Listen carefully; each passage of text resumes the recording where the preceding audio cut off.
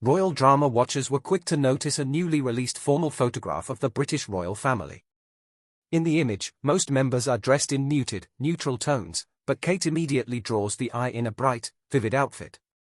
Crowned atop her head is a tiara that is more than decorative. While elegant, it carries deep symbolic weight and is tied to a startling palace controversy. According to palace insiders, Queen Camilla allegedly took 3 of Catherine's tiaras without seeking permission, a move that stunned the royal household and sparked rapid speculation. What truly escalated the situation, however, was Prince William's reaction, which reportedly sent Buckingham Palace into turmoil. Although royal disputes are rarely exposed, insiders have spoken of tense discussions and a serious breach of protocol involving the tiaras. Records from the Royal Collection Trust underpin these claims. What unfolds next involves clashing authority, a discreet betrayal involving a tiara loan to a non-royal granddaughter, William's firm opposition, and an unexpected decision from King Charles. At its heart, the story reveals how power operates behind palace doors, and why certain crowns must be earned, not seized. The controversy began with that single photograph. Kate stood apart in vibrant attire, wearing the Oriental circlet tiara, a piece known for both its beauty and historical importance. Shortly after the photo's release, an unexpected development shook the palace. Camilla reportedly removed Catherine's tiaras without consent. The reaction inside Buckingham Palace was immediate and chaotic. Staff members froze, aides hurried through corridors, and uncertainty spread. The timing was critical. The incident occurred on October 28, just days before 2 major royal engagements. The first was set for November 12, when Queen Consort Camilla would host a prestigious reception for Booker Prize finalists, an event attracting major literary figures and intense global media attention. The second followed on November 14, when King Charles III was to celebrate his official birthday in South Wales with elaborate parades and ceremonies requiring absolute precision. As those dates approached, Buckingham Palace became a whirlwind of preparation. Staff rushed through hallways with clipboards in hand, lighting was tested repeatedly, menus were refined, and garments carefully pressed. Every department, from protocol to security, operated under intense pressure. Despite the appearance of smooth planning, a quiet crisis was forming. At the center of it all was a single item of jewelry. In royal tradition, tiaras are not mere ornaments. They signify hierarchy, legacy, and authority. Each one is tied to generations of royal women and historic moments. For events watched by the world, choosing the correct tiara is essential. The Royal Collection Trust strictly tracks tiara loans, following protocols upheld for generations. Queen Elizabeth herself had approved more than 10 tiaras specifically for Kate's use. Camilla encountered a dilemma while preparing for the Booker Prize reception. She had selected a deep blue gown for that evening and an ivory ensemble for King Charles's birthday celebration 2 days later. Unfortunately, none of her usual tiaras suited either outfit. Some clashed with the colors, others felt outdated or overly heavy, and several were unavailable due to maintenance or prior reservations. As time slipped away, frustration mounted. Her attention then turned to the Princess of Wales's collection. Kate's tiaras, particularly the Oriental circlet, were a perfect match. Created around 1912 from Queen Mary's collection, the tiara's diamond design had become closely linked to Kate's public image and was often worn during moments that called for authority and strength. It appeared ideal, but choosing it would ignite controversy. The first direct confrontation took place on the evening of November 4. After a long day of preparations, Camilla encountered Kate in a quiet palace corridor, away from staff and witnesses.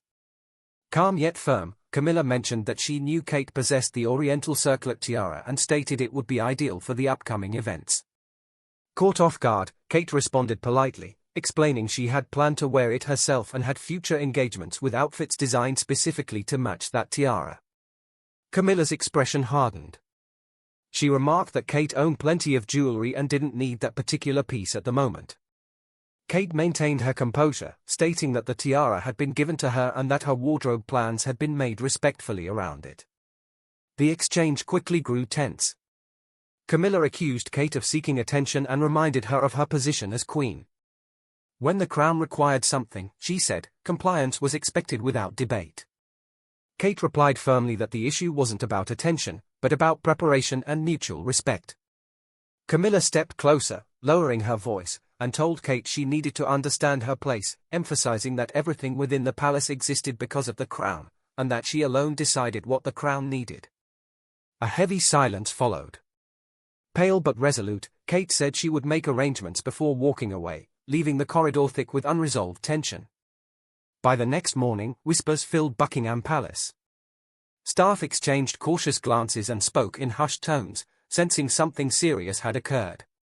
Many assumed the issue had been quietly resolved, as palace disputes often are. They were wrong.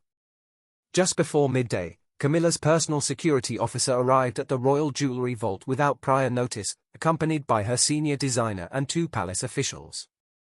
There was no advance authorization, a major breach of protocol. The vault guard stepped forward carefully, noting that the items were registered under the Princess of Wales and asking who had authorized the visit. Without hesitation, the designer stated they were acting under direct orders from the Queen Consort and that the tiaras were required for upcoming engagements. The guard pressed further, asking whether Catherine had approved the request, as protocol required her explicit consent. After a cold pause came the response, "Catherine is not the Queen. The needs of the crown come first." The words fell heavily, sending unease through the room. The guard signaled for the vault to be opened. Inside, rows of priceless royal heirlooms shimmered beneath soft security lighting, silent witnesses to a growing power struggle within the palace. First, the Oriental circlet was removed, taken fresh from the previous night's clash. But the action didn't stop there. 2 additional tiaras were taken, both deeply connected to Kate. One was the Cambridge Lover's Knot tiara, famously known as Princess Diana's favorite.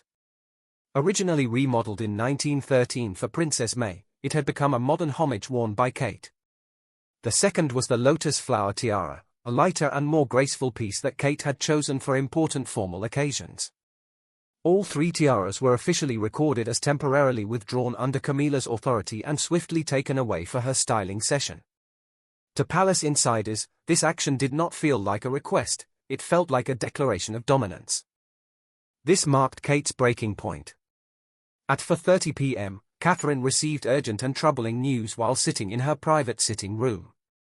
Mr. John Harrington, the head of the Royal Jewelry Vault, was quietly escorted inside. He appeared tense, and Catherine immediately sensed that something was wrong. Apologizing for the interruption, he carefully explained that he felt it was important she hear the information directly from him. He revealed that someone had accessed the vault without proper authorization, referring to Camilla, and that 3 tiaras were missing. Catherine's expression tightened, and her hands clenched in her lap. In a low voice, she asked if they had been taken without her approval. Harrington confirmed it, explaining that he had followed protocol and specifically asked whether Catherine had authorized the removal. She exhaled sharply, anger flashing across her face, but quickly regained her composure. Straightening her posture, she thanked him and told him he had done the right thing. Once the door closed, Catherine remained alone, overwhelmed by a mix of anger and deep personal hurt. An hour later, however, that pain shifted into resolve. She made her way to Camilla's private office, where Camilla was meeting with staff, including her dresser, designer, and senior aides. The room fell silent when Catherine entered. Firmly, she asked if she could speak with Camilla. Camilla, visibly irritated, told her to speak openly, insisting she had nothing to hide. Catherine stepped forward and demanded to know why her tiaras had been taken without her permission, especially after she had already said she would arrange the one Camilla wanted. She pointed out that 2 additional tiaras had been taken unnecessarily. Camilla's expression hardened as she replied coolly that she had taken what was needed, accusing Catherine of acting as if she were already queen. Catherine stiffened but did not back down. She reminded Camilla that the tiaras represented her role and that protocol and respect mattered. Camilla laughed sharply and dismissed the notion of respect, asserting that she now wore the crown and did not ask for permission, she decided. Catherine calmly responded that the issue was not about power but about boundaries. Camilla leaned back and insisted that it had always been about power. The staff watched the exchange in stunned silence. Catherine stated plainly that taking 3 tiaras had been unnecessary. Camilla narrowed her eyes and replied simply that she did it because she could. The room fell into silence. Catherine took a deep breath and warned that this would not be forgotten before turning and leaving. Though she appeared calm, her sides trembled slightly as she walked away. That evening brought another devastating revelation. Lady Eleanor Whitmore, Kate's longtime aide, arrived with urgent information. Speaking quietly, she explained that the wardrobe team had overheard details during fittings. Kate felt a knot form in her stomach as Eleanor revealed the truth. The lotus flower tiara was not intended for Her Majesty at all, but for Camilla's granddaughter, Lola Parker Bowles, to wear at a private event. This confirmed a serious breach of royal rules. Tiaras are not loaned to non-working family members, and the realization hit Kate hard, filling her with sadness. Dinner that night felt heavy and subdued. William was away, leaving Kate alone with the children. Prince George and Princess Charlotte noticed her sadness, but she forced a smile and told them she had simply had a long day. As she tucked them into bed, the palace felt colder and quieter than usual. She worked hard to maintain her dignity despite the deep personal pain she was carrying. The following day, rumors began circulating throughout the palace. Word spread that William and Princess Anne might return early, and hope lifted Kate's spirits. Aides noticed her improved mood, but when she called William, he explained that due to a scheduling mix-up, he would not return until the 6th.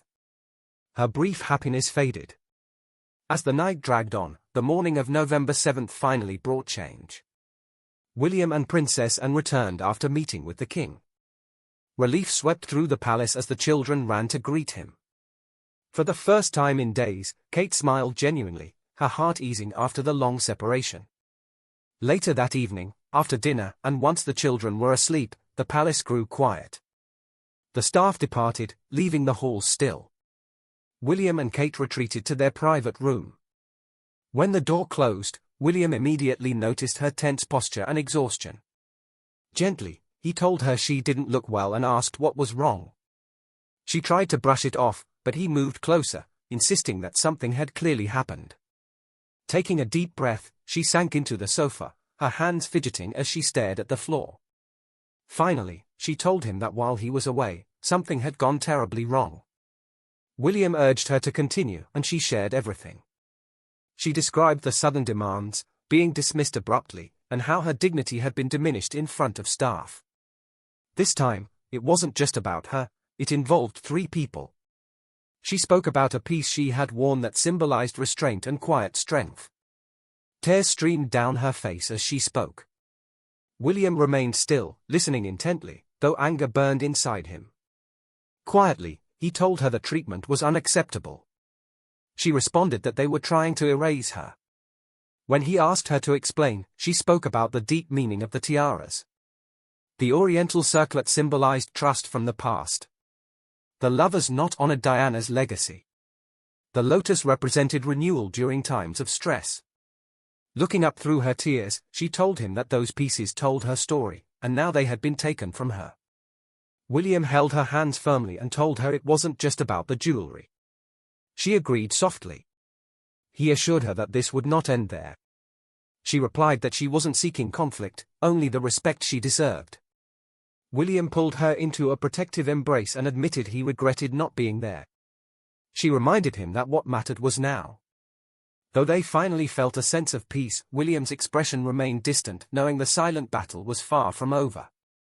At dawn, exactly 6:54 a.m., William, unable to sleep, urgently woke Kate. He told her they needed to act immediately regarding a serious issue involving his father.